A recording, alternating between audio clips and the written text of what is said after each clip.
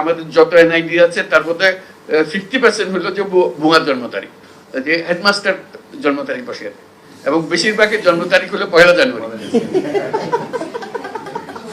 বাংলাদেশে যত 1 জানুয়ারিতে জন্মগ্রহণ করে পৃথিবীর কোনো দেশে এত জন্মগ্রহণ করে। মানুষ নিজের নাম জানে না, অমুকের নাতি, তারপরে হলো অমুকের মা। এদের নিয়ে আমাদের কাজ করতে, নিজের নাম জানে না। আমাদের অভিজ্ঞতা, আমাদের কাজের মধ্যে অভিজ্ঞতা হলো যে আপনার নাম বলেন, না আমিনার মা, আমিনার মা। এনআইডি নিয়ে জিল্লতি, এটা মানে বিশ্বাসযোগ্য না, এত রকমের জিল্লতি হয়। এখন আমরা বলছি যে সব হাসপাতালগুলোকে এম্পাওয়ার করে দাও এবং বাধ্যতামূলক করো, সন্তান জন্ম হলে তোমাকে এনআইডি সবকিছু রেডি করে দিতে হবে, জন্ম সনদ তাকে ওখানে দিয়ে দিতে হবে, সার্টিফিকেট দিয়ে দিতে হবে, অমুক তারিখে এই হাসপাতালে এটা হয়েছে। দায়ী যারা আছে তাদেরকে বলতে হবে যে তোমাকে এই কাজটা করে দিতে হবে, এটা তোমার বাধ্যতামূলক। তা না হলে ওই 60 বছর বয়সে বলে জিজ্ঞেস করে আমার জন্ম তারিখ, বলে আমার তো জন্ম তারিখ জানি না, তো দাও একটা বসে যেত, কত বয়স, কত 60 70 কিছু একটা হবে।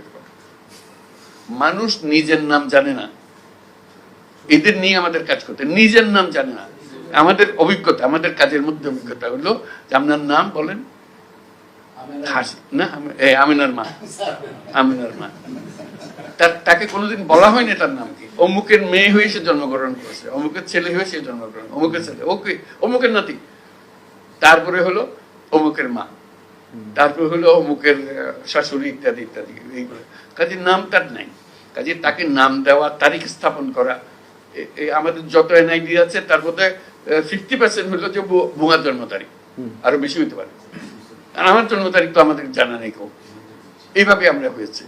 আমাদের বেশিরভাগ স্কুল কলেজের শিক্ষকদের দায়িত্ব হলো, বিশেষ করে প্রাইমারি স্কুলে ম্যাট্রিক পরীক্ষার সময়, এখন এইচএসসি এসএসসি এগুলো, যে হেডমাস্টার জন্ম তারিখ বসে আছে, এবং বেশিরভাগের জন্ম তারিখ হলো 1 জানুয়ারি। বাংলাদেশে যত 1 জানুয়ারিতে জন্মগ্রহণ করে পৃথিবীর কোনো দেশে এত জন্মগ্রহণ করে। দিতে হবে তো, এত 1 জানুয়ারিতে এত কম, তোমরা প্ল্যান করে রাখো 1 জানুয়ারি। আমি খুব এক্সাইটেড আজকের দিনের জন্য। সবাই মিলে এসেছি আমরা, একটা বড় রকমের কাজ এটা, যাতে করে আমরা জানি যে আমরা যে যাত্রা শুরু করলাম এটা সবার কাছে আমরা পৌঁছে দিতে পারবো। এটা একটা ঢেউ শুরু হবে, যাতে করে সার্ভিসগুলো নিশ্চিত মনে এবং সঠিকভাবে সেই সার্ভিসগুলো পায়, কোনো রকমের উৎপাতের মধ্যে দিয়ে তাকে হয়রানির মধ্যে দিয়ে যেতে না হয়। আজকে ফয়েজ বললো যে প্রত্যেক মন্ত্রণালয়কে অনুরোধ করেছে একটা করে অন্তত দেন, একটা করে শুরু হোক। যারা বেশি দিতে চায় মোস্ট ওয়েলকাম, যত বেশি আসে তত ভালো হবে। তো কেউ যদি পরীক্ষা করতে চায় একটা দিয়ে দেখি না আবার কি বিপদে ফেলায় আমাদেরকে, সেটা আমাদেরকে নিয়ে টানাটানি করবে, দ্যাটস অলসো ওয়েলকাম। কিন্তু এটা গিয়ে একটু দেখে আসে আর কি করে, যেহেতু আমরা এখানে আছি, একটু যে 3টার কথা বলছে এটা বাস্তবে কিরকম হচ্ছে। প্রথম দিকে হয়তো বেশি লোকজন আসবে না, যেহেতু জানে না। আস্তে আস্তে যখন আসবে একটু গিয়ে উঁচি মাইরা দেখে আসলাম যে কি হচ্ছে, কি আলাপ সালাপ হচ্ছে, শুনলাম তারা কিভাবে কাজ করছে, দেশজনের সঙ্গে আলাপ পরিচয় করলাম। নিজে যদি উৎসাহ বোধ করি ঠিক আছে, আরো আমরা 2-1টা আইটেম দিয়ে দেখি কিরকম করে।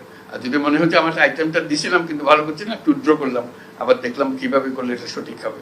এইভাবে আমাদের একদম ঘরের ভেতরে বসে থাকলে তো এটা করা যাবে না। আমরা বলছি অনলাইন, আমরা কিন্তু বলে যাচ্ছি অনলাইন দিচ্ছি, ঘরে বসে করুন।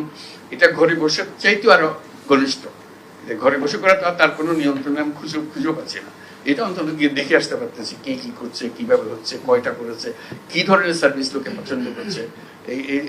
এখন ধরো 10টা 12টা সার্ভিস একসঙ্গে হয়তো হলে তার মধ্যে কোন সার্ভিসটা সে বেশি চাচ্ছে, 1 নম্বর সার্ভিস কোনটা বেশি চায়, 2 নম্বর সার্ভিস বেশি কি চায়, তাহলে সেটার থেকে আমরা একটা ধারণা পাবো। সেটাও একটা স্ট্যাটিস্টিক্স আমাদেরকে দিতে পারে, এটা উৎসাহিত করবে সবাইকে। কাজে এটা যাতে নিশ্চিত হই আমরা ত্রুটিমুক্ত থাকি, যাতে করে কেউ না বলে যে না এটা চালানো যাবে না। এর দূর অগ্রসর হওয়ার পরে চালানো যাবে না decision, not be very welcome decision. কাজে আমাদের নিশ্চিত হতে হবে যেটা করছি সঠিকভাবে করছি, এখানে ভুল করার সম্ভাবনা অতি অতি অতি নগণ্য, এটা অলমোস্ট নীল। এই পর্যায়ে নিয়ে যেতে হবে, তখন বর্ষা আসবে সব।